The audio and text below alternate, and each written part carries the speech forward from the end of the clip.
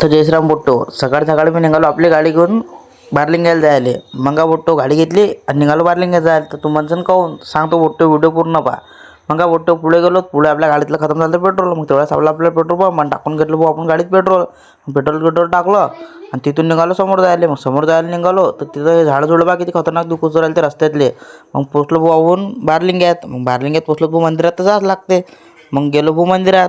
मग मंदिरात गेलो आणि गेलो मंदिराच्या अंदर गेलो. इकडला तिकडला थोडासा व्हिडिओ काढून घेतला आणि मग गेलो भाऊ दर्शन करायला. मग दर्शन करायला गेलो तिथं मग भजनवाल्याच्या मूर्त्या थोडासा व्हिडिओ काढून घेतला. व्हिडिओ काढला, दर्शन करून घेतलं आणि मग पोचलो भाऊ आपल्याला जिथं जायचं होतं त्या वावरात. तर आपण आलतो त्या दहाच्या वावरात. त्यानं आपल्याला बोलावलं होतं.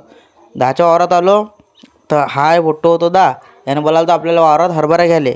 मग तिथं आपण पोचलो दहाच्या वावरात. मग तिथं हरभरा घेऊन घेतला आणि तो दहा बघा ताकदनं हरभरा तोडून दूरला पुरा घेऊन जा म्हणते बोट्टो पोत्यात टाक. मग काय दहाच्या वावरात इकडल्या साईडनं होते भाऊ कांदे आणि तिकडल्या साईडनं होता भाऊ हरभरा.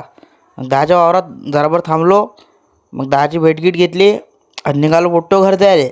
मग बोट्टो आलो थोडा समोर. मग आपल्याला लागलो ताण. मग तेवढा सापडला आपल्याला रसवंती. मग तर रस पिऊनच घेतला. मग रसगीस पिलो. आलो गल्लीत तर ते लहान लेकराचं काय अलगच चालू होतं. आसपासून होळी करून राहिले. मग आलो घरी कपडे बदलले आणि आलो भाऊ होळीपाशी की होळीची तयारी कुठलं चालू आहे. तर होळीची तयारी चालू होती. मग संध्याकाळी थोड्या वेळानं भाऊ बोट्टो होळी पेटवली आणि चला मग भेटू आता पुढच्या ब्लॉगमध्ये. ते लोक तुमच्या भावाला फॉलो करून चला मग जय श्रीराम आणि हॅपी होळी सगळ्या बोट्टेले.